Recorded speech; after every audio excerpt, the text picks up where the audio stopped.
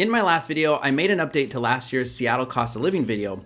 And in that video, I explained what I pay for rent here, what my utilities run me, parking, car registration, how much a haircut costs, and so on. And that got me thinking, what does cost of living look like for most people in Seattle, and how does cost of living here compare to other places in the United States? In today's quick tip video, I'm going to reveal the best way to determine cost of living in any city, how to compare cities, how moving might actually impact your income, and lots more. Oh, I also took a 10-question quiz in preparing for this video that indicated the very best city in the US for me. So stick around until the end of the video if you want to see what city I got as a result of that quiz. And I'll also share how you can find your best city as well. Now, first of all, why would you want to know the cost of living in other cities? Well, there's actually a handful of reasons that come to mind. Number one, maybe you're thinking about moving and trying to get your head around the financial change.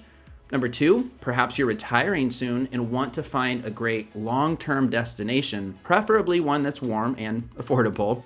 And actually, this might even allow you to retire 3 to 5 years sooner than you were planning. Number three, well, because of the illness in 2020, many people actually decided to leave home and go quarantine with family or loved ones in another state. That might be something you're still considering. Or number four, you want evidence to make fun of a friend for stupidly living in an expensive city. I'm just kidding, please don't do that. But the big one, you want to take advantage of geo arbitrage. And let me take a moment to quickly explain this concept because it's very popular for those pursuing early retirement. So the basic idea with geo arbitrage is that you move to a cheaper cost of living area while keeping your same higher cost of living salary. So this could mean a big city salary with small city costs. And since the illness hit, remote work has certainly become common as many continue to work remote here in 2021 and beyond. My company, for example, announced that they will not be reducing salaries if any employees are moving, unlike some companies that took some flack last year for not doing that.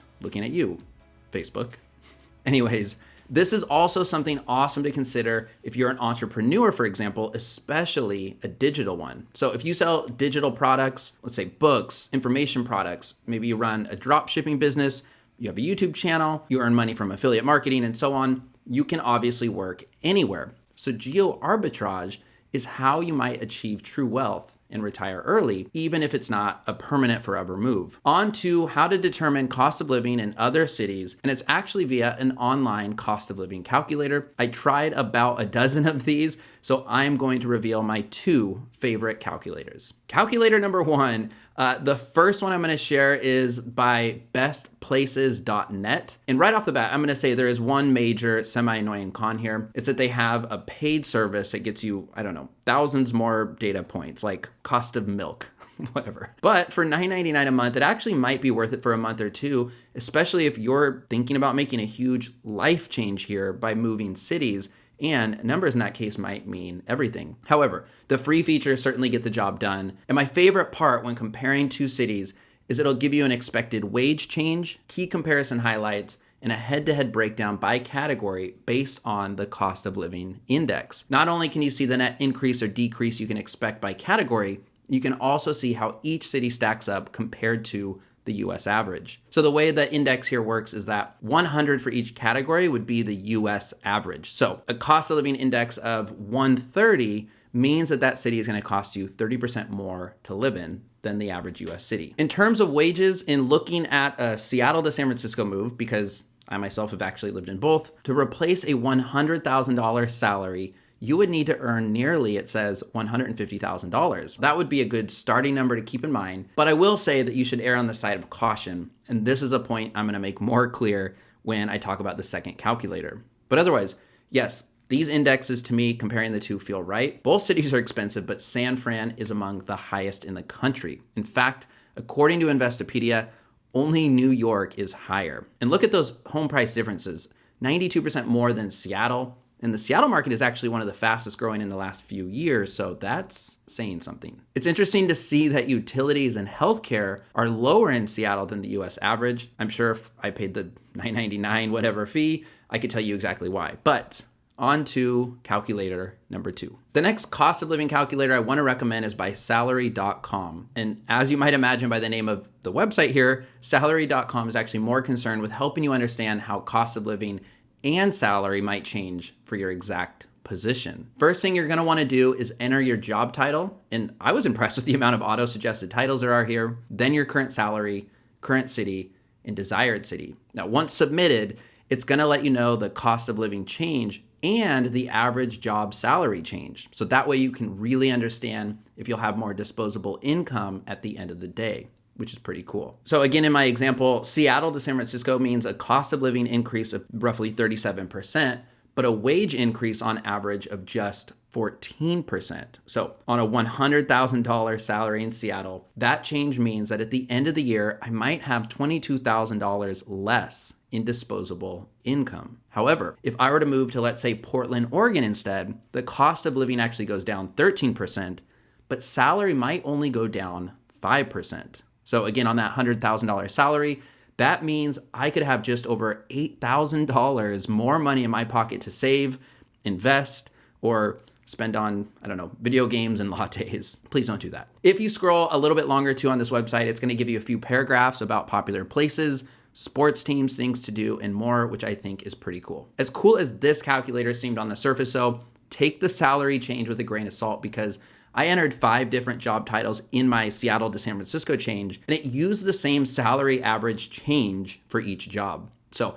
it's not specific to your exact title for the cities, unfortunately. Still, I think it's really useful. And directionally, I definitely think it's correct when it comes to Seattle, Portland, and San Fran. So those are the 2 online calculators I recommend, but I did mention that I found my dream city according to a quiz. Now, you can also find that quiz at bestplaces.net here on the top navigation. You do have to enter your information up front. So I did that, and I'll put on screen sort of really quickly here the types of questions that it asked. And honestly, I thought it asked really great questions, so I really enjoyed taking the quiz, and I do recommend it. It really got me thinking, I'd say. All right, the perfect city, it says, for a frugal guy like me that equally likes warm weather and snow, loves pro and college sports, wants to be around healthy lifestyles and lakes, and live near a Costco, very important. The city it says is perfect for me is Pittsburgh, Pennsylvania, which is actually kind of funny because last week I was actually watching on the side the Pittsburgh playoff football game while filming, so maybe this is the universe giving me a sign, I don't know. If you live in Seattle, Portland, San Fran, or Pittsburgh, I guess, shout that out in the comments and let me know what you think about cost of living in your area. Do these numbers seem accurate to you? And if you don't live there, let me know where you're tuning in from. I really like knowing where my viewers are watching from because according to my analytics, actually 30% are outside of the US, which is, I think, really cool. By the way, if you haven't watched my Seattle Cost of Living 2021 video, definitely check that one out next because I actually share my personal annual budget spreadsheet, which is something that you can make a copy of, you can download and use yourself. And I was actually shocked that over 30 people already have snagged it in just a few days. So I'll put that link on screen now and in the description down below. There you have it, guys. Hope this quick tip video was useful and made you think a bit about where you live now and how far your dollar might go elsewhere. Like this video if you got value out of it. Subscribe if you want more from me showing up in your feed. And question of the day. I hate when people say that, whatever, I already said it. How broke would you be according to the calculators if you moved to New York City? I think it'd be fun if we beat up on Manhattan a little bit. Also, Yankees suck. Anyways, my name is Frankie. Have an awesome week, everyone. Thank you for watching until the end, and I will see you this Friday on the next one. Thanks. Okay, how broke would I be in New York? Okay, New York is 49.9% higher than Seattle. Cost of living index, 258. Median home cost in New York, 1.2 million. Utilities, $150. That's 118% more. Index is 520. Get it together, New York. Wow.